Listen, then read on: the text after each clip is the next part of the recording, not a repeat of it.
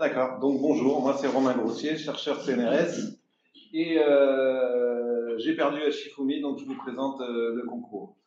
Voilà, donc c'est le concours 3C6 qui recouvre l'année 2024-2025 avec différents partenaires. Donc il y a nous, l'ACAM, l'Association de cristallographie d'Aix-Marseille, il y a l'AMUL CNRS, la Fédération des sciences chimiques de Marseille, et puis la région et le rectorat. Donc, c'est un concours autour de la cristallisation, autour des cristaux. Vous en voyez un beau ici. J'aimerais bien que vous voyez le petit laser là, mais ça ne marche pas. Des cristaux, en fait, pour commencer, on en a un peu partout et ils ont différentes utilités. Donc, en haut à gauche, là, ce que vous voyez juste à côté du chocolat, c'est du sucre. Donc, il y en a souvent à table. Du chocolat, si vous avez de la chance, c'est aussi des cristaux, le chocolat. En bas à gauche, vous voyez un espèce de gros crayon très brillant. C'est un monocristal de silicium. En gros, c'est là-dedans que sont taillées des tas de petites pièces pour faire à peu près toute l'électronique des smartphones, des téléphones, enfin toute l'électronique vient de ce monocristal-là, globalement. Les cristaux, on les rencontre aussi dans tout ce qui est industrie pharmaceutique, puisque les 3/4 des médicaments au moins, c'est en fait des cristaux qu'on avale. Donc le principe actif, la molécule qu'on veut dans notre corps, on l'ingère en ingérant des cristaux. On en retrouve aussi à la maison, autre que le sucre, c'est le calcaire qui a tendance à prendre sur les résistances de lave-linge ou sur les embouts des robinets. En bas à droite, vous voyez aussi des minéraux. Donc, c'est des cristaux d'origine souterraine, on va dire, qui sont souvent utilisés en joaillerie. Par exemple, je sais pas, le diamant, les saphirs, des choses comme ça. En bas au milieu, vous avez des marais salants. Donc, en gros, c'est la plus vieille usine de production massive de cristaux au monde. On en consomme beaucoup, on en produit beaucoup depuis très très longtemps. Donc c'est des cristaux de sel. Et puis en haut à droite, il y a des cristaux un petit peu spéciaux qu'on rencontre moins souvent. Euh, si l'échelle était beaucoup plus petite, ce serait du ciment, du plâtre, pardon. Ce serait du plâtre. Le plâtre en fait qu'on a dans le placo-plâtre ou le plâtre classique. C'est des tas de petits cristaux qui viennent s'enchevêtrer les uns dans les autres et qui font que le placo tient comme ça. Et là, c'est une photo de cristaux comme ça, de plâtre, mais beaucoup plus gros, parce qu'il se trouve dans une grotte pas très profonde, mais dans une grotte à Naïka. Et il y a eu quelques cristaux de plâtre qui sont nés dans cette grotte et qui ont eu 500 000 ans pour grandir gentiment. Donc, ce qui explique qu'il soit devenu massif. Et vous voyez sur la photo, là, il y a un monsieur ou une dame qui est en train de grimper sur ces monocristaux de plâtre. Donc voilà pour vous dire que les cristaux, c'est quelque chose qui est dans notre quotidien et qui est aussi dans nos travaux à nous. Donc on fait tous partie de l'ACAM, qui est l'association de cristallographie d'Aix-Marseille, qui s'était donné lors de sa fondation en 2013 pour mission de promouvoir la cristallographie et fédérer les acteurs autour de ça. Donc en gros, parler de cristaux, de comment on les utilise, comment on les caractérise, etc. Et vous avez superbe photos des membres fondateurs il y a quelques années. Voilà, certains sont encore parmi nous. Voilà. Donc l'ACAM, donc fondée en 2013, qui organise des cycles de conférences grand public, des expositions, des événements comme ce concours, des ateliers autour de différentes thématiques, autour des cristaux, la diffraction, la croissance, les notions de symétrie, et qui avait commencé des journées thématiques et organisation de conférences en 2016 avec l'AFC. Il y a à peu près une cinquantaine d'adhérents. Grosso modo, tout le monde de la région Aix-Marseille. Donc, parmi les choses qu'on organise, et la raison pour laquelle vous êtes là, ou vous visualisez la vidéo, c'est qu'on organise ce concours d'art et de cristallisation. Le but, c'est de réaliser une œuvre d'art en mettant en œuvre un procédé de cristallisation. Alors au début, vous voyez en haut à droite, au début, il n'y avait pas la notion artistique. Donc le concours était centré sur l'obtention des plus beaux et des plus gros monocrystaux. Un seul cristal, assez gros et très joli, était à obtenir. Et puis depuis quelques années, on a rajouté une dimension artistique à la chose, c'est-à-dire que vous pouvez vous amuser un peu plus autour de tout ça. Vous pouvez toujours faire des monocrystaux si ça vous plaît, ou les insérer dans vos œuvres d'art diverses et variées, mais voilà, c'est beaucoup plus libre. Faire des cristaux, de la cristallisation, tout en faisant une démarche et une œuvre artistique. Pour ça, cette année, si vous voulez faire des cristaux, il vous faut un matériau, et le matériau qu'on a choisi cette année, avant de vous dire lequel c'est un matériau qu'on retrouve dans plusieurs grandes utilisations, notamment dans les extincteurs, parce que c'est un matériau qui fond sous l'effet de la chaleur et qui a tendance à créer une couche isolante à l'endroit où il fond. Donc ça tempère les velléités du feu. On en fait beaucoup d'engrais aussi, puisqu'il y a de l'azote et du phosphore dedans. Et c'est très utile pour toutes nos plantes, céréales, etc. Donc il y a une grosse production de ce matériau-là pour la production d'engrais. Et puis c'est un matériau qui est piézoélectrique, qui sert à faire des petits cristaux utiles dans les sonars, c'est-à-dire les techniques d'analyse du son qui sont utilisées par exemple en pêche pour sonder le fond, voir si on ne va pas buter contre un caillou ou traquer les bancs de poissons, etc. Donc c'est un matériau qui a plusieurs grandes utilisations. Et qui dit plusieurs utilisations dit une ribambelle de façons de le nommer, qui peut être problématique des fois. Donc le matériau choisi, c'est le phosphate d'ammonium monobasique. Alors c'est le nom le plus courant, mais je vous ai mis à gauche une liste, je suis même pas sûr qu'elle soit exhaustive, de toutes les façons d'appeler la même molécule. Et puis en bas, deux synonymes anglais. Alors je sais pas, les anglais sont moins prolifiques que nous en synonymes. Il n'y en a que deux. Donc vous voyez que tous ces noms-là désignent la même molécule. Souvent, c'est lié à une façon de la regarder, à une façon de l'utiliser, la façon dont on la nomme. Pour être sûr, il y a quelque chose qui s'appelle, de ne pas se planter de molécules, il y a quelque chose qui s'appelle le numéro CAS, CAS, qui est ici 7722-76-67-1. Et ça désigne de manière spécifique le matériau, la molécule qu'on va vous faire cristalliser. Ici, dénominé phosphate d'ammonium monobasique. Il y a plusieurs façons de décrire la formule. La première, NH4H2PO4. La deuxième, un peu plus développée, où on voit un espèce de groupement avec un P au milieu qui est le phosphore, et puis des O et des H autour. C'est l'anion phosphate, qui est toujours accompagné du cation NH4+, ici. On peut aussi développer un peu dans l'espace, comme je l'ai mis dans le petit encart en bas à droite. Et ce qu'on voit, c'est que, en gros, c'est un groupement de deux molécules, deux groupes d'atomes. Il y en a un, celui avec le P et le O- qui est à votre gauche, c'est l'anion phosphate, et à droite, c'est le cation ammonium. Ils sont toujours associés dans ce matériau-là. Il y en a un, il a une charge, un électron en plus, l'autre, il lui en manque un. C'est la raison pour laquelle ils sont ensemble dans ce matériau-là. Et c'est un sel, donc de la même manière que le chlorure de sodium que vous avez à table ou dans le lave-vaisselle, c'est un sel, c'est-à-dire que dans le sel, le chlorure de sodium, il y a Na+ et Cl-, bah là c'est ammonium et phosphate, qui s'associent du fait qu'il y en a un qui a un électron à partager avec l'autre. Qu'est-ce qu'il y a après? Voilà. Donc ce sel, c'est la poudre que chaque classe ou groupe va recevoir pour pouvoir travailler dessus. Donc là, j'ai mis 300 grammes par classe, mais par groupe. Ce sera peut-être un peu plus les bénéficiaires cette année, on sera généreux. Donc vous aurez plus de 300 grammes de ce produit, phosphate d'ammonium monobasique.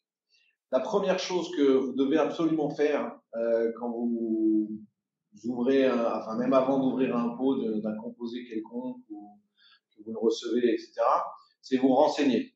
Donc, n'oubliez pas, pour pas vous renseigner sur la mauvaise molécule, utilisez le numéro CAS au tout début. Et à part à vos enseignants en salle de cours ou de TP, ne faites confiance à personne aveuglément, sans tomber dans la paranoïa. Mais voilà. Et la première question que vous devriez vous poser, c'est est-ce que le produit présente des risques sous la forme dans laquelle on l'envoie?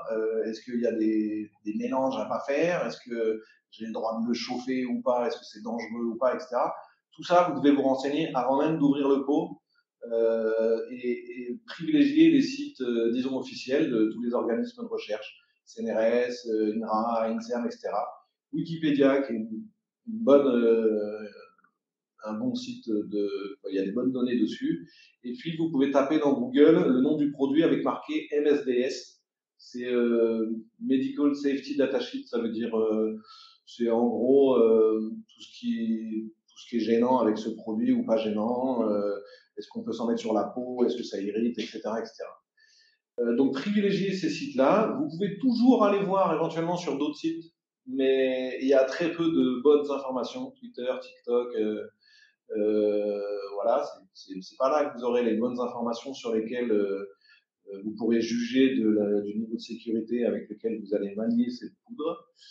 Vous pouvez vous amuser avec les IA, mais si vous ne savez pas quoi leur demander, elles vont toujours vous donner une réponse. Donc, pas sûr que vous trouviez non plus les bons renseignements ici tout de suite. Et puis, évitez de mettre le nom du produit avec marqué danger derrière, parce qu'il y a toujours quelqu'un qui s'alarme de n'importe quel produit. Donc, vous tomberez sur des sites alarmistes ou complotistes excessivement. Donc voilà, une fois que vous êtes renseigné, de toute façon, et je pense que vos enseignants doivent vous obliger à ça, vous vous protégez.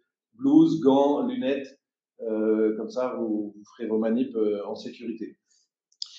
Et donc pour se renseigner, je vous ai dit que Wikipédia était une bonne source, donc j'ai commencé à me renseigner un petit peu pour vous sur ce produit, le phosphate d'ammonium monobasique.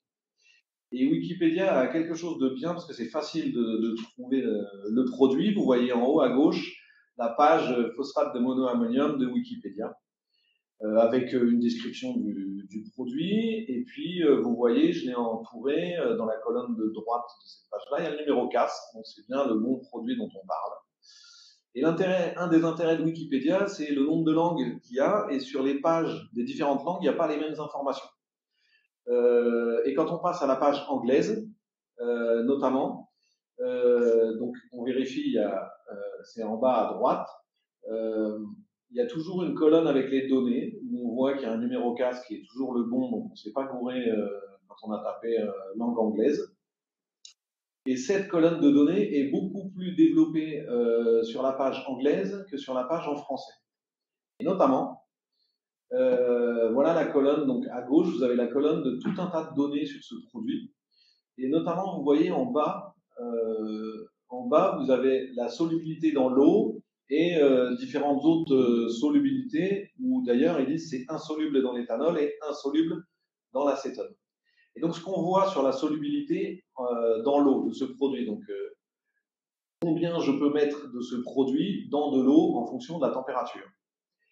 On voit qu'il se dissout dans l'eau, donc pas dans d'autres liquides, manifestement, pas éthanol, acétone, et que d'après les données là de Wikipédia, dans de l'eau chaude, tu peux en dissoudre beaucoup plus, c'est-à-dire 173 grammes par décilitre. Je sais pas ce que c'est cette fausse unité, mais bon, 173 grammes par décilitre. Alors que si on est à 20 degrés, on peut en mettre que 36. Là, il y a une notion que vous devriez voir ou vous renseigner dessus, c'est la notion de saturation, c'est-à-dire la quantité maximale que je peux mettre dans un liquide de ce produit. Et c'est illustré ici avec une casserole dans laquelle on a mis de l'eau, on verse notre sel, alors ça peut être ce matériau-là, ou ça peut être du sel de table ou du sucre. On verse notre matériau dedans, la poudre se dissout, c'est-à-dire que les cristaux disparaissent dans l'eau, ils se dissolvent. Et puis au bout d'un moment, si on en met beaucoup trop, on va franchir une limite, et tout ce qu'on mettra au-delà de cette limite va tomber lamentablement au fond et ne pas se dissoudre. En fait, on aura dépassé la limite de solubilité. On dira que juste à cette limite, la solution, la casserole, l'eau dans la casserole est à la saturation, à la solubilité. Et ça dépend de la température. C'est les données qu'il y a de Wikipédia, là où on vous montre la solubilité dans l'eau en fonction de la température, vous donne cette valeur-là. La solubilité à 20 degrés, c'est 36 grammes par décilitre. Celle à 100 degrés, c'est 173 grammes par décilitre. Donc la question qui se pose, c'est qu'est-ce qui se passe si je sature de l'eau chaude à 100 degrés et puis que je la refroidis? La physique, manifestement, et les données là, de Wikipédia me disent oui, c'est gentil, vous avez mis 173 grammes par décilitre au début, j'étais à 100 degrés, maintenant je suis à 20 degrés, je n'en supporte que 36 grammes par décilitre. Donc la question est, qu'est-ce qui va se passer? Et puis, il y a des liquides dans lesquels ce matériau-là n'est pas soluble, il est soluble dans l'eau, mais manifestement pas dans l'éthanol et l'acétone. Qu'est-ce qui va se passer si cette solution saturée, je lui verse un liquide non solvant, l'éthanol ou l'acétone dedans, dans l'eau chaude, ou quand mon eau a déjà un peu refroidi? Et tout ça, ça va vous amener vers la notion de sursaturation.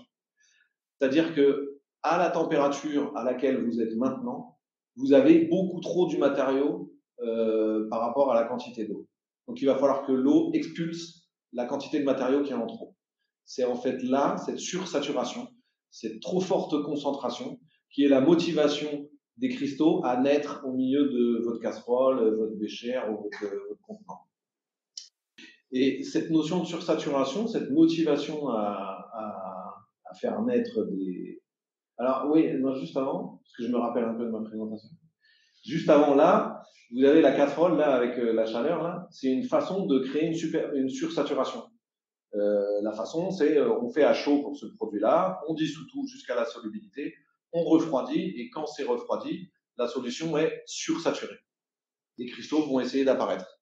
L'autre méthode pour faire, c'est les marais salants. C'est exactement le même, c'est pas le même procédé, mais à la fin, c'est la même chose. C'est-à-dire qu'on a de l'eau avec un matériau qui a été concentré dedans, mais qui est à la solubilité au maximum ou juste en dessous. Et puis, on évapore dans les marais salants l'eau, ce qui fait que ça concentre le sel dedans et que ça le concentre jusqu'à sursaturer et donc motiver des cristaux à naître. Donc ça, c'est une technique d'évaporation. Donc vous avez déjà deux méthodes pour fabriquer vos cristaux, évaporer ou faire refroidir une solution chaude. Et la nucléation, donc les cristaux, ils apparaissent, c'est-à-dire qu'ils naissent, on appelle ça la nucléation d'un cristal. Et pour en parler, on va reprendre notre molécule, là, nos deux molécules là, de sel, là, l'anion et le cation, là, et on va imaginer que ça, l'ensemble des deux, c'est une brique.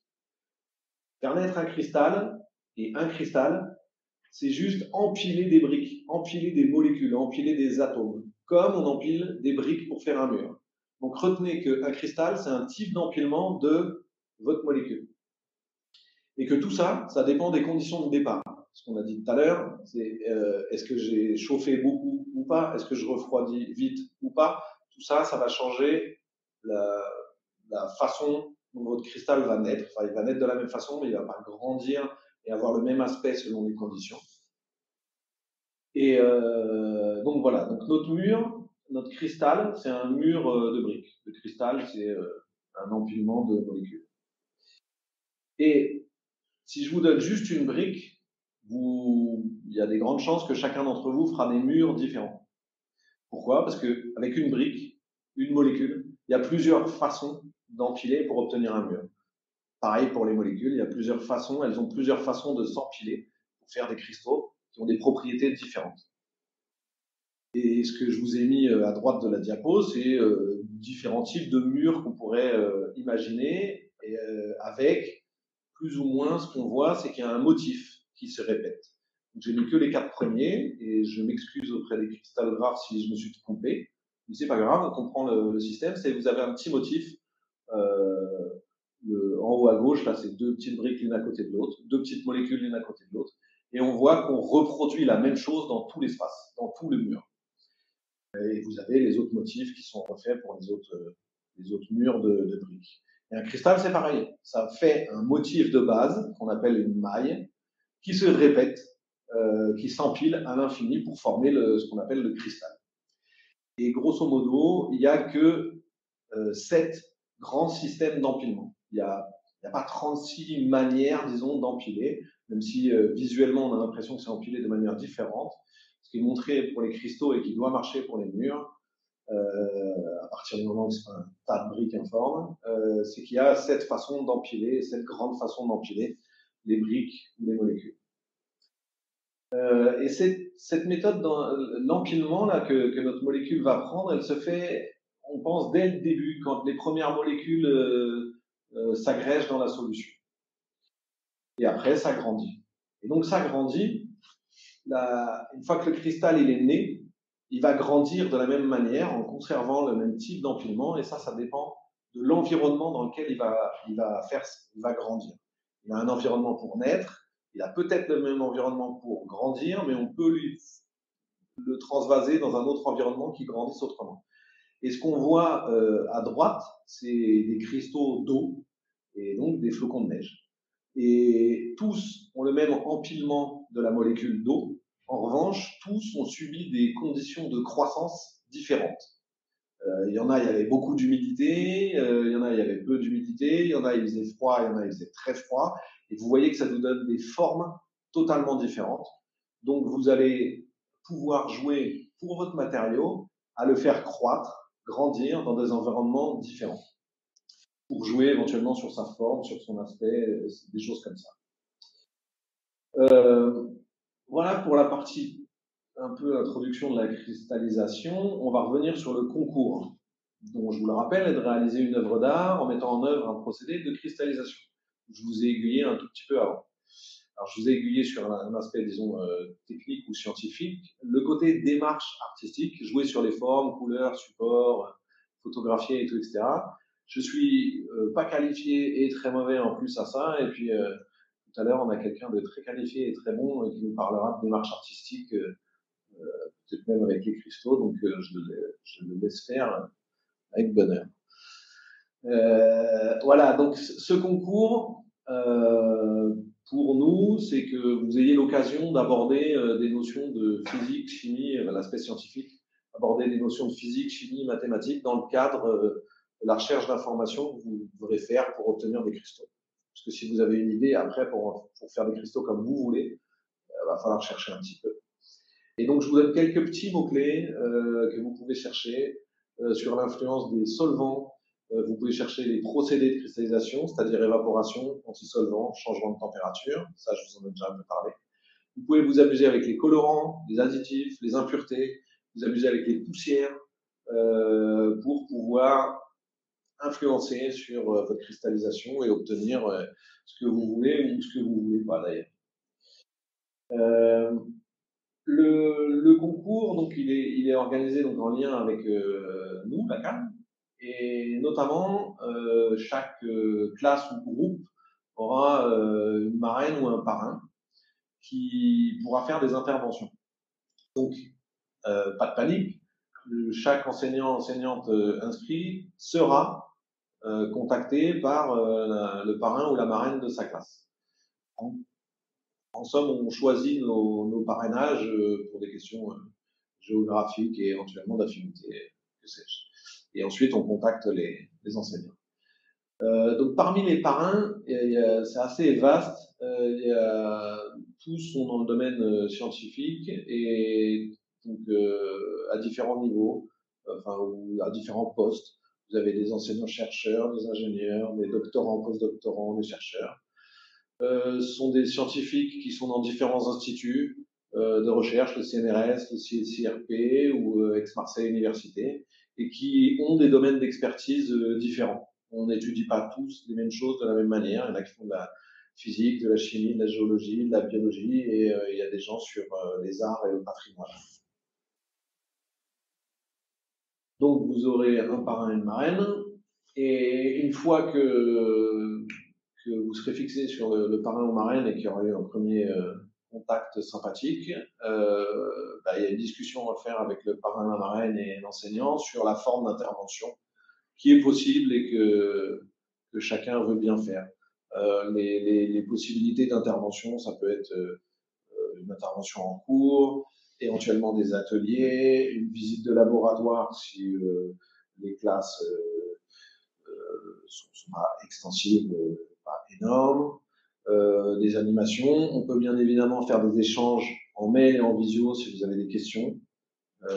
Juste à laissez-nous un petit peu de temps pour répondre, mais en général, on répond si vous avez des questions sur lesquelles vous avez déjà travaillé et vous ne trouvez pas les bons indices. On peut toujours un peu vous aider. Donc, les formes d'intervention sont à voir avec le parrain ou la marraine que vous aurez. Théoriquement, on n'est pas censé donner d'aide sur les protocoles de cristallisation pour le concours, sauf que je l'ai déjà un peu fait dans la présentation, et que si vous avez un parrain ou une marraine qui intervient dans votre classe, selon son domaine précis de travail qu'il va vous présenter, il y en a, ce sera plus intéressant de les avoir, qui travaillent directement sur, je ne sais pas, la naissance et la croissance des cristaux. Voilà.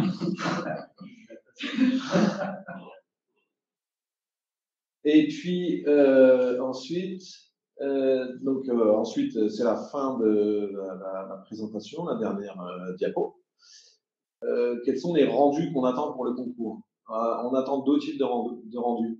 Le premier, c'est une vidéo de 5 minutes maximum. C'est pas un film de Ken Loach. On veut une vidéo, surtout qui soit exploitable sur le site web et sur la chaîne YouTube de la CAM.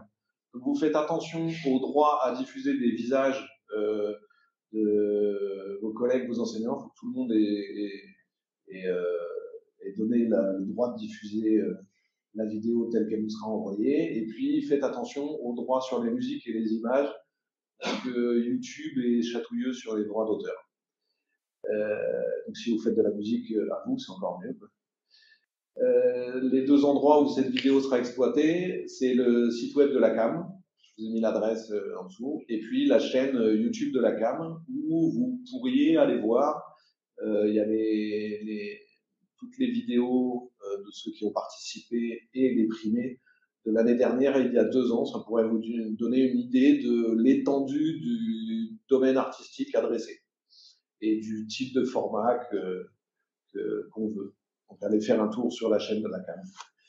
Et le deuxième rendu, qui est pas obligatoire, celui-là, pour participer, mais qui est fortement conseillé, c'est une journée sympa, c'est la journée de clôture, où vous venez avec votre œuvre, et vous avez un stand, vous nous expliquez votre démarche, il y aura un jury qui passera, il y a les autres élèves qui viennent voir ce que vous avez fait, ça discute pas mal lors de cette journée.